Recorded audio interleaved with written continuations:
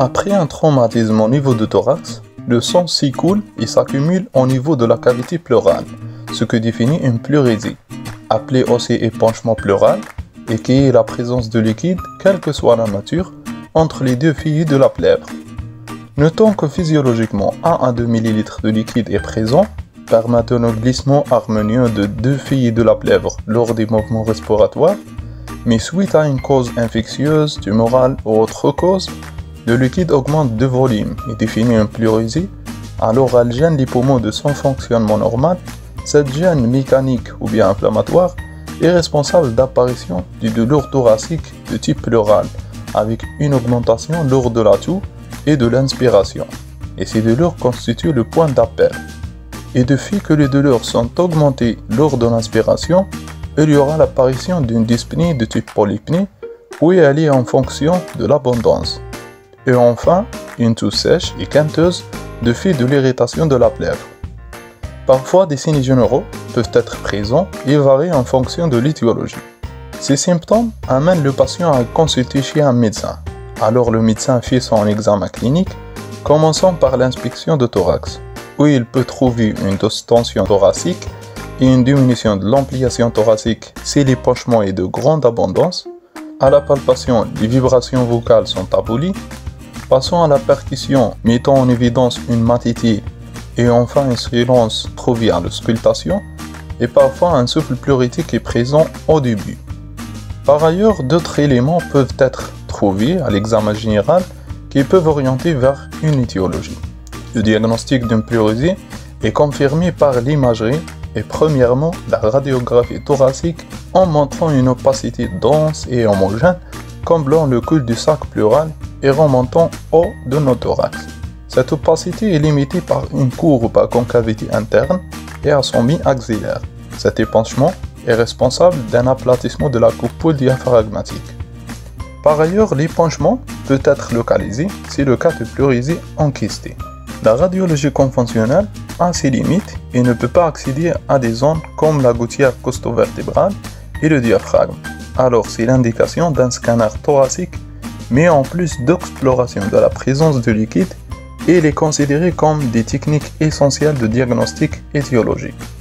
Et enfin, l'échographie, qui peut guider efficacement une ponction en cas d'épanchement minime.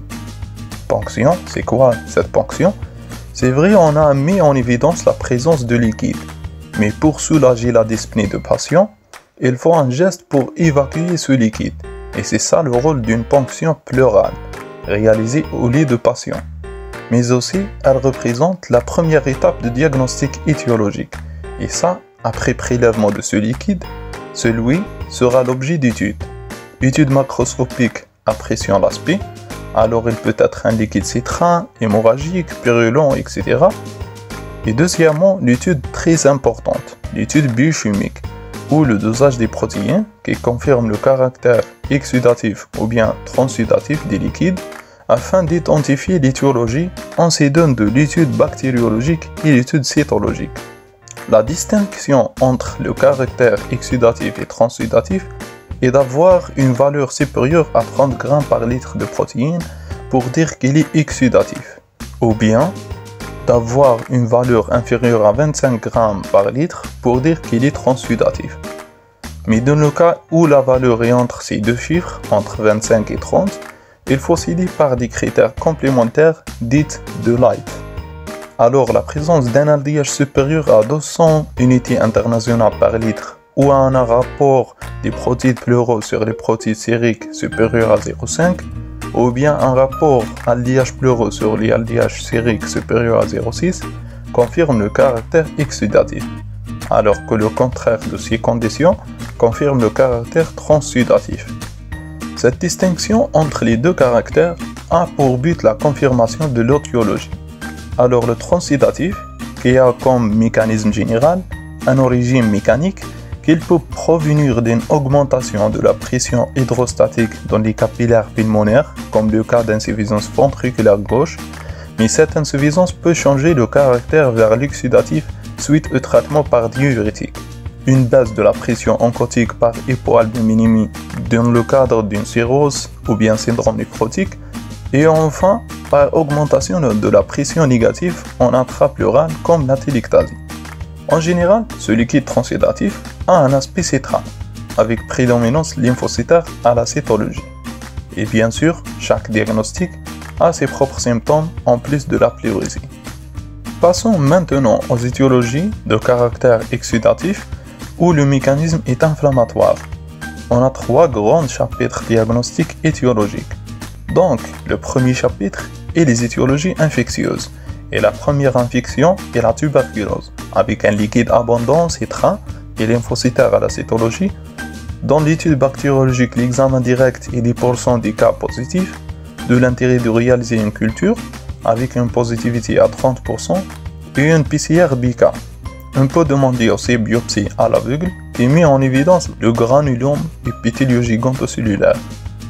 Pour la deuxième étiologie infectieuse, l'infection bactérienne à liquide purulent et à polynucléaire neutrophile à la cytologie, la pleurésie est associée à une pneumonie. Donc cette infection est orientée par le contexte infection et la confirmation est aidée par l'étude bactériologique. C'est pour ça qu'on commence le traitement antibiotique probabiliste à base d'amoxicilline et acide clavulanique ou bien céphalosporine de 3e génération, plus du métronidazole et l'aminoside, et après confirmation, le traitement sera adapté selon les résultats de prélèvement bactériologique, en précisant les germes responsables, staphylocoque, streptocoque, hémophilus, etc. Et ce traitement est pour une durée de 4 à 8 semaines, à condition que ce traitement soit précoce afin d'éviter la construction par pachyplurite, parce qu'on sait que l'infection bactérienne se développe en 3 phases. Phase initiale de diffusion, avec l'équilibre dans la cavité pleurale et la guérison est sans séquelles. Puis la phase de collection, où le liquide purulent est plus épais avec risque de cloisonnement.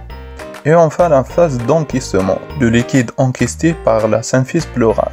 Alors les lésions sont irréversibles, donc les séquelles sont graves. C'est pour ça que le traitement local est nécessaire. Au stade de diffusion par ponction à aiguille de gros calibre, avec un lavage au sérum physiologique, et au stade d'enquistement par drainage après repérage échographique ou scanographique, et puis un lavage au sérum physiologique. En plus de traitement antibiotique et traitement local, on a la kinésithérapie respiratoire et pleurale qui doit être prolongée après l'ablation de drap et a pour but d'éviter la symphyse pleurale et améliore la récupération fonctionnelle de poumons sous-jacents. Les infections virales en 3e place, orientées par le contexte d'infection respiratoire récent avec la notion de l'infection virale dans l'entourage. Mais cette infection virale associe des anomalies parenchymateuses très souvent. Et enfin les infections parasitaires qui sont exceptionnelles, par exemple l'amibiase et les datidoses.